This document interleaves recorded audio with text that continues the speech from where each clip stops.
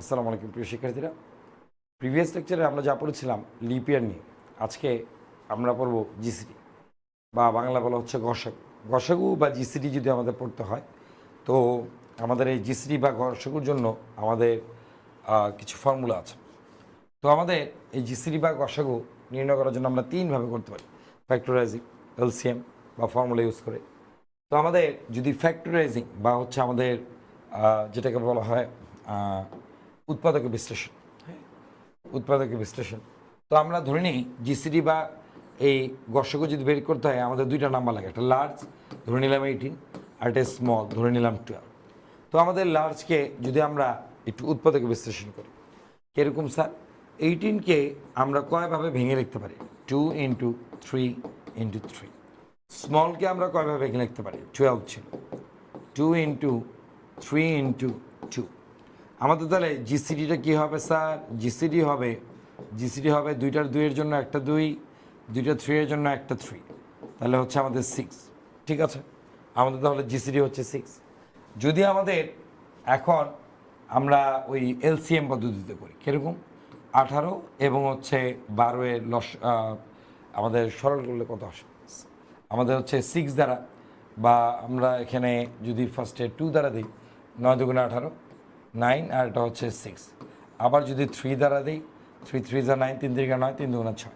তাহলে এইখানেও জিসিডি বা বাংলায় বলা হচ্ছে গসাগু। গসাগু কী হচ্ছে আমাদের? 2 × 3 মানে হচ্ছে আমাদের 6। ফাইনালি আমরা যদি এখন বলি যে ইউক্লিড উপপাদ্য অনুসার, ইউক্লিড লতে আমাদের কি বলেছে? ইউক্লিড লতে বলেছে যে আমাদের লার্জকে আমরা স্মল দ্বারা ডিভাইড করে করে দেখব। কেমন? আমাদের এখানে 18কে আমি 12 দ্বারা ভাগ করব, কতবার যায়? 12 × 12, 12 × 12। আমাদের রিমাইন্ডার বা ভাগশেষ কত? 6। আমরা এই জায়গায় চেক করব যে আমাদের রিমাইন্ডার 0 আসছে কি না। আমাদের রিমাইন্ডার কি 0? চেক করতেছি, সে বলল যে না, রিমাইন্ডার তো 0 না। তখন যদি আমাদের ভাগশেষ বা রিমাইন্ডার 0 না হয়, এই স্মল নাম্বার, আগে তো 18 আর 12-এর মধ্যে স্মল ছিল 12, সো আমাদের এই স্মল নাম্বারটাকে আমরা কি করব? ভিতরে নিয়ে আসব। 6 তাহলে 12-এর মতো কয়বার ভাগ যাবে? আমাদের 2বার যাবে, 2 টাইমস। 6 × 2 = 12, ভাগশেষ বা রিমাইন্ডার কত? 0। তাহলে এখানে কি দাঁড়াচ্ছে? এখানে দাঁড়ালো যে আমার স্মল নাম্বার ছিল সে হয়ে গেছে লার্জ, কারণ 12 ছিল আমার স্মল, হয়ে গেছে লার্জ। আর আমাদের যে 6টা ছিল, যেটা কিনা ছিল আমাদের রিমাইন্ডার কি হয়ে গেছে? হয়ে গেছে স্মল। আমরা আবার চেক করলাম যে রিমাইন্ডার কি 0? সে বললো যে হ্যাঁ 0। যদি 0 হয় তাহলে জিসিডি হবে, কি হবে জিসিডি? সর্বশেষ যে স্মল ভ্যালু কত? 6টাই হচ্ছে আমাদের জিসিডি। তাহলে আমরা এখন প্রত্যেক ক্ষেত্রেই দেখলাম যে আমাদের জিসিডি ভ্যালু আমাদের কত আসছে? জিসিডি ভ্যালু আসছে আমাদের 6। তাহলে আমরা যদি এখন পুরো একবারে পরীক্ষার খাতায় করার মতো করে একটা জিসিডির ফ্লোচার্ট বানাই, আমাদের ফার্স্টে স্টার্ট করতে হবে। তারপর আমরা দুইটা ভ্যালুকে আমরা ইনপুট নিব। কী লিখবো স্যার? ইনপুট লিখে কি লিখবো? লার্জ আর হচ্ছে স্মল। তারপরে আমরা লার্জের স্মলের পর আমরা কি করেছি? ইউক্লিড অনুসারে লার্জকে স্মল দ্বারা ডিভাইড করেছি। সার্কেল দিয়ে আমরা রেক্টেঙ্গুলার আয়তক্ষেত্রে রিমাইন্ডার বের করার জন্য L%S বের করেছি, লার্জকে স্মল দ্বারা ডিভাইড করেছি। করার পর আমি চেক করব যে ঠিক আছে করলাম। তো এখন চেক করতেছি ইফ আর কি 0, আমার রেডিয়াস কি 0?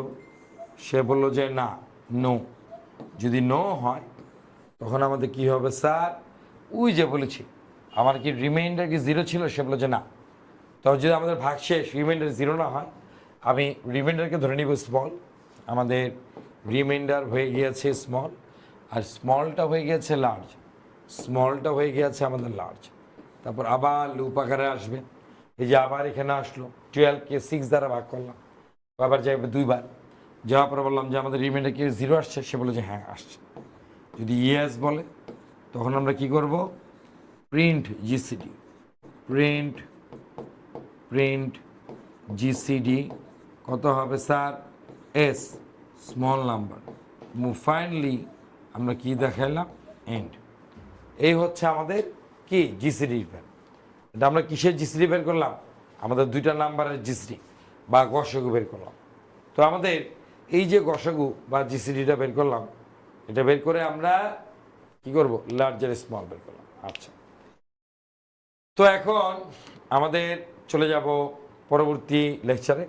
তো তার আগে আমরা একটু বলে নিই যে আমাদের যদি এই জিসিডি বা এলসিএম এগুলি করতে হয়, এগুলি কিন্তু আমরা একটু মনোযোগ দিয়ে করতে হবে, তা না হলে কিন্তু হবে না।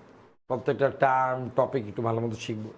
আমাদের বাবারা এই জিসিডি যখন করব বা বিভিন্ন ধরনের সি প্রোগ্রামিংগুলি করব, আমাদের প্রাথমিক জীবনে এই সি প্রোগ্রামিংয়ের ব্যবহার সব জায়গাতে আছে। তো আমাদের একটু ফোকাস করতে হবে যে এটাকে আমরা কি অনেক কঠিন কিনা, না আসলে কঠিন না, জাস্ট একটু প্র্যাকটিসের ব্যাপার।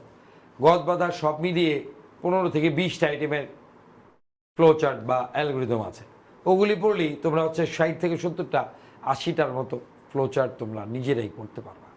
তো আমরা কেন এত ওই পেইন না নিয়ে আমরা হচ্ছে কেন আমরা কষ্ট করব না, একটুখানি জাস্ট ফোকাস করি, হয়ে যাবে।